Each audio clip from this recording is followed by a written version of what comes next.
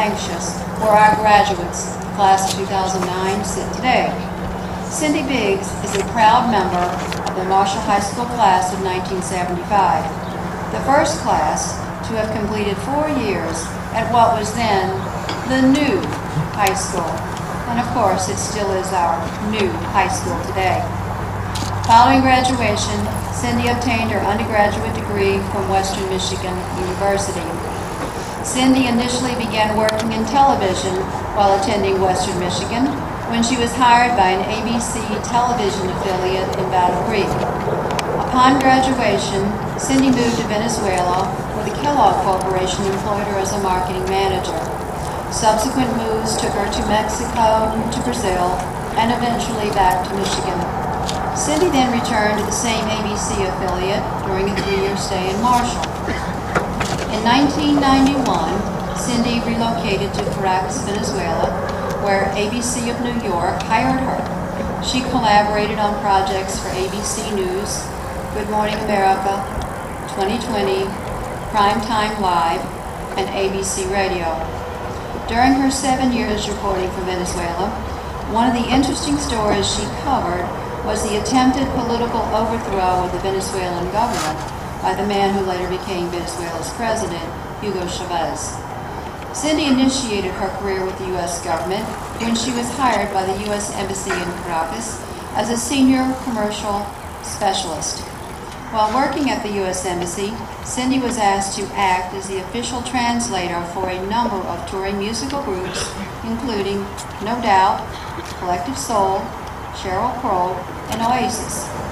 Cindy held the position of Senior Commercial Specialist for 5 years before taking the test to become a Foreign Commercial Service Officer as part of the U.S. government's diplomatic corps.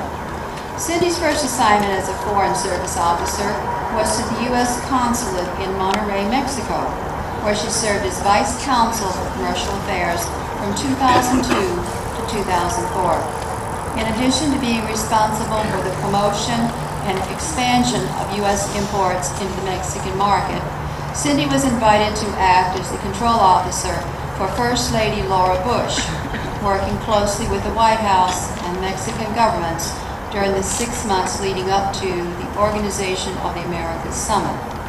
Cindy was then assigned to serve as the commercial attaché at the U.S. Embassy in Bucharest, Romania for 3 years.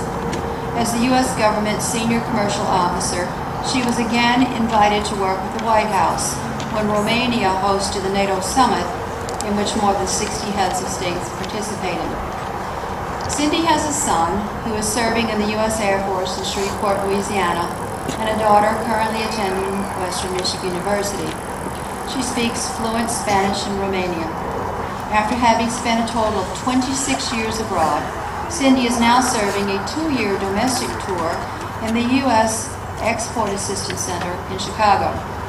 And to think, it all started 34 years ago on an evening like today, right here at Marshall High School. Please join me in giving a very warm welcome to our guest speaker, Cindy Biggs.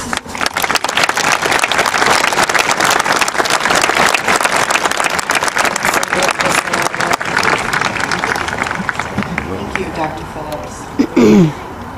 Wow, this is quite an honor. I'm a little bit overwhelmed, I must admit, but I'd sincerely like to thank those who invited me to be here tonight, including your principal, Brian Klochak, your senior class advisor, our beloved Brian Burns, who, thanks to his support during my formative high school years, made it possible for me just to be here, there, or anywhere. I'd also like to thank Marshall School Board member and my sister's lovely neighbor, Janice Darling. I think you all owe Rhonda Stepp, the administrative assistant at Marshall High School, a huge debt of gratitude for providing me with guidelines on just how long I should speak tonight. I had originally planned to talk for, I don't know, like 90 minutes, until she suggested probably 7 to 10 should suffice. So caps off to Rhonda. During the next 7 to 20 minutes or so, I'd like to start by discussing one of the things that I know has been on your minds a lot lately. Graduation gifts, of course. Admit it, you're thinking about them, right?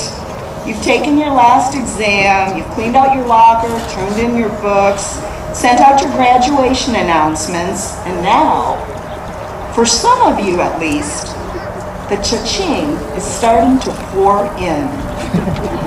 I remember feeling almost heady with possibility at the thought. I didn't have to hoist those really heavy trays onto my shoulder at Schuler's. I didn't have to sweat away the summer on Sherman's school playground program, or even babysit. Along came graduation, and with it, free money for doing absolutely nothing. Well, almost nothing. I spent more time than I care to admit wondering if my godparents would send me a big fat graduation check. No. Or maybe if my mom and dad would send me off packing to Western in a new car. No. But I sure spent a lot of time focused on the gifts. It's okay if maybe you have been too. And if you haven't, you are to be commended. You're a better man than I. But you might want to rethink that strategy. Your families are very, very proud of you, and some of them are mightily relieved.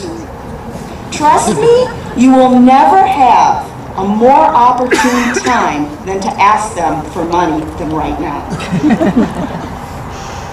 Since I was so graciously invited to speak with you tonight, and I was told that I would be the single last person to address you before this important rite of passage, no pressure whatsoever there, I feel compelled to share with you something about the greatest gifts I've ever received. Unfortunately, I didn't receive the very best gift at my high school or even my college graduation. It took me much, much longer, and I'm sad to say considerable heartbreak and plenty of tears to not only earn but receive the greatest gift of all. Can anybody guess what that gift was? Nobody? It's the right now. The right this very minute. The greatest gift I've ever gotten, and the greatest graduation gift you could possibly receive, is one that only you can give yourself. It's learning to live this very moment, which is why we call it present. It's been said that true greatness comes from remaining in the now, and the future belongs to those who add value in the present. Do you believe that? Have you ever had one of those really frustrating conversations with somebody who's constantly trying to rush the conversation forward or backward, and you know they're not listening to a word of what you're saying? How many times have you yourself totally tuned out the person talking or the moment, and all of a sudden you find yourself a million miles away praying that the person didn't notice? Perhaps that is where some of you are right now.